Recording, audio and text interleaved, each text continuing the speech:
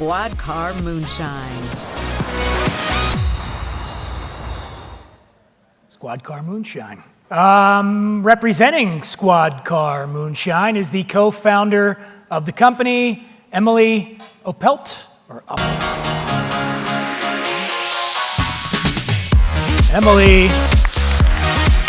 Hi there. Thank you so much. I want to take this opportunity to say thanks to the WSWA. This is such an amazing opportunity. We're a brand new company. And to the panelists, your feedback is so appreciated because we are so new. My name is Emily Opelt, and I am the co-founder of Squad Car Moonshine. It is an unaged whiskey made from a corn mash, and this is 100 proof. So you can drink it chilled on the rocks or neat, or it's also a great mixer cocktail. So give it a try, and let me know what you think. The term sirens have two definitions, right? I'm kind of known as a bit of a siren. So its first definition we know is on the top of squad cars, the woo, woo, woo sound.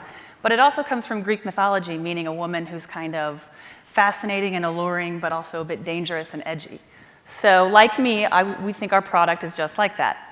At Squad Car Moonshine, we uphold two traditions, and one is Papa Jack's legacy, and the other one is women breaking into a typically male-dominated industry. So Papa Jack is our co-founder, Danielle Whitman's great-grandfather, and he was a sheriff during Prohibition, and he smuggled the ingredients to make moonshine in his squad car. So that's where we got the name. I think it's got a great marketing potential. And then we are a completely women-owned company, 50-50 partnership, and that in itself is unique. Whiskey is known kind of as a man's drink as well. We think this is a women's whiskey, and you know we're not Jimmy, Jack, or Johnny, but you know respect to them because that's what we grew up drinking. But we are different in that way. So we are looking for distribution. We did a soft launch in Los Angeles because we can go direct to retail there. And what we found, so we've been working on the recipe for almost 2 years and testing the markets. We're from Atlanta, we live in Atlanta. So we did that, and from there we learned that there are two distinct target markets. The young kids that want to drink all night and party all night, but then we also noticed and that's kind of why we had it at 100 proof. But then we also noticed a other niche, older generations or older people that want to kind of play with the product. They want to buy it, take it home, mix it with infusions and kind of build their own thing. So we've got two distinct markets in Atlanta. And then when we did the soft launch in Los Angeles, we realized that people like to go out to more upscale bars and get sophisticated drinks made for them. So realizing that, contrary to popular belief, drinking trends are not universal, who knew? But so we thought, for our marketing plan, we would launch in cities across the United States utilizing local sales forces. We do believe in the power of the people, on that level. So drinkers in each region only know what would work in each region. So we would like to hire sales forces that way and just kind of build the brand city by city.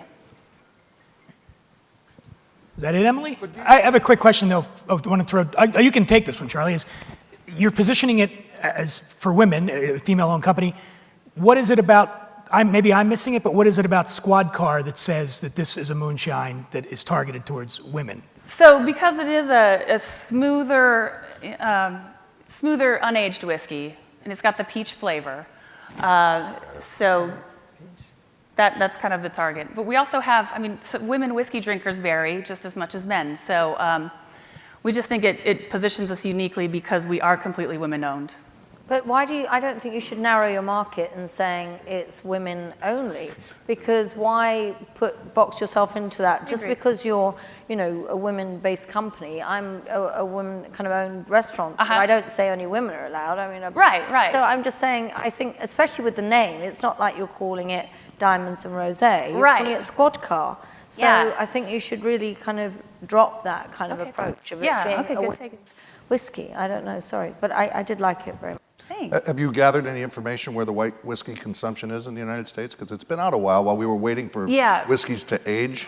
Yes. There was a lot of white whiskey in the market. Yeah, and moonshine, we do like, it's called moonshine because it's Papa Jack's recipe, and that's what he, smuggled the ingredients to make the unaged stuff. But really, moonshine doesn't have a definition. It traditionally was made with whatever it wanted to be made with, whatever they had available, especially during Prohibition. So we like to call it an unaged whiskey instead of the moonshine because it is very different than any other moonshine you've had. It doesn't have that hard corn. Right. Does it say moonshine on the bottle? What was that? Does it say moonshine on the bottle? It does. Yes. I would maybe consider changing that. Yeah, we actually did consider, and because we've been working on it for 2 years, so when we did do the launch, we're learning all these things. It's like, 2 years ago we called it moonshine. Now we want to call it unaged whiskey. So, thank you.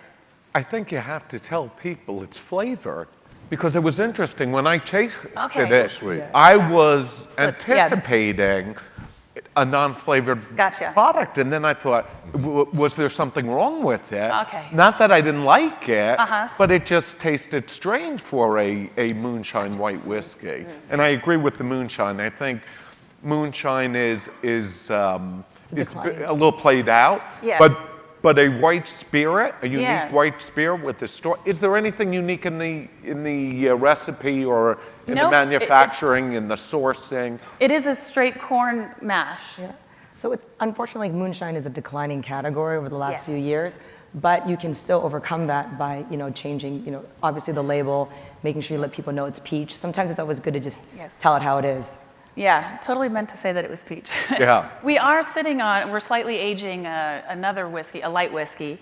It's been sitting for 1.5 years, and we're hoping to launch that in summertime. So then on the market, we will also have kind of a stronger punched whiskey and then the sweeter peach flavor. So we could hit both those. Will it also be 100 proof?